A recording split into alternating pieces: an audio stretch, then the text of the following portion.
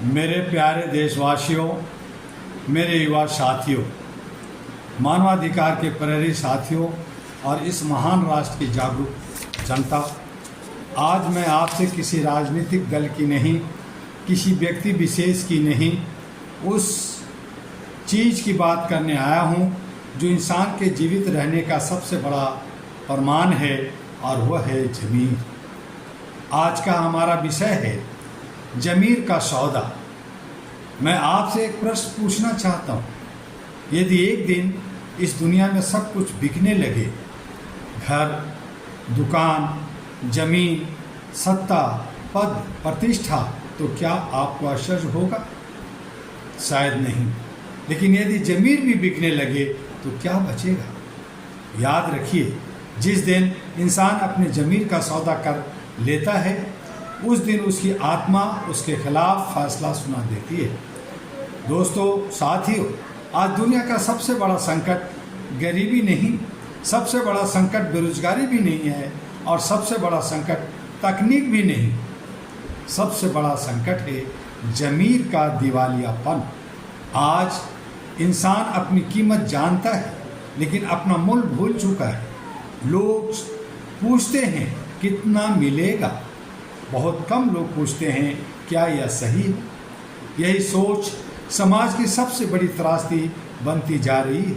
जब ज़मीर बिकता है तब केवल एक व्यक्ति नहीं बिकता, सच बिकता है, न्याय बिकता है, विश्वास बिकता है, और धीरे धीरे पूरा समाज नैतिक रूप से खोखला होने लगता है।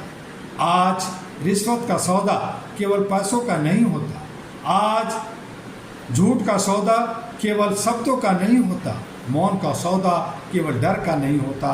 इन सब के पीछे कहीं न कहीं ज़मीर का सौदा छिपा होता है। भाइयों, बहनों और दोस्तों, इतिहास गवाह है, किसी भी सभ्यता का पतन बाहर से पहले भीतर से शुरू होता है। जब चरित्र कमज़ोर होता है, जब ईमानदारी मजाक बन जाती है, जब स्वार्थ सेवा पर भारी पड़ जाता है, तब समाज टूटने लगता है। आज हमें स्वयं से पूछना होगा, क्या हम सच बोलने का साहस रखते हैं? क्या हम अन्याय देखकर भी चुप रहते हैं? क्या हम सुविधा के लिए अपने सिद्धांत बदल देते हैं? यदि उत्तर हाँ है, तो हमें दूसरों से पहले स्वयं को बदलना होगा। यही मानवाधिकार की पहली सीढ़ी है। मानवाधिकार केवल अदालतों का विषय नहीं है। मानवाधिकार की शुरुआत इंसान के ज़मीर से होती है। जब ज़मीर जागता है तो अन्याय करने वाला हाथ रुक जाता है। ज़मीर जब मर जाता है तो कानून भी कई बार देर से पहुंचता है।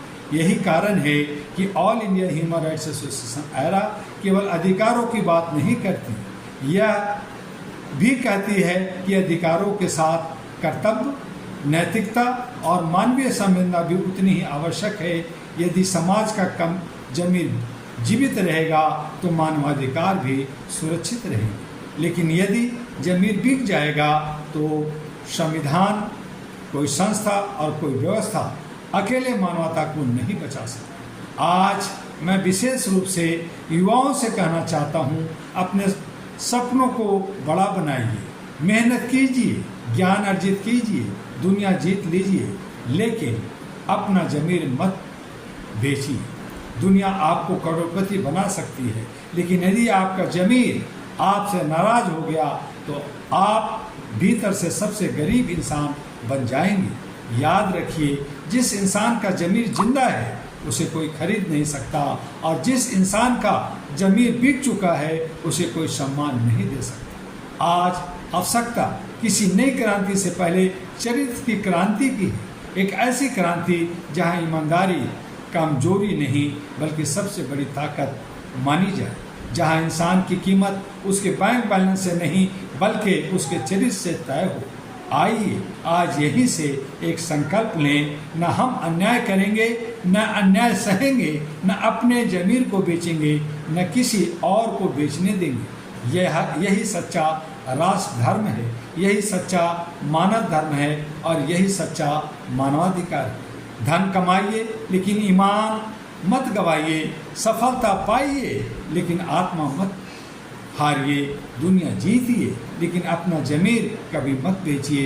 इसी संदेश के साथ मैं अपनी वाणी को विराम दूंगा। जय हिंद, जय मानवता, जय संविधान कहूँगा और साथ में आपसे अनुरोध करूँगा कि HRTV अहरा को और अहरा ग्लोबल को और हमारे जो वेबसाइट है www.ahraglobal.org पर विजिट कीजिए, सब्सक्राइब कीजिए, लाइक कीजिए, फॉरवर्ड कीजिए, जानकारी हासिल कीजिए और मानवता के लिए जो विश्व का पहला मानवीय मूल्यों पर काम करने के लिए आज से 40 साल पहले उठा था, आज विश्व के कोने कोने में पहुंच रहा है।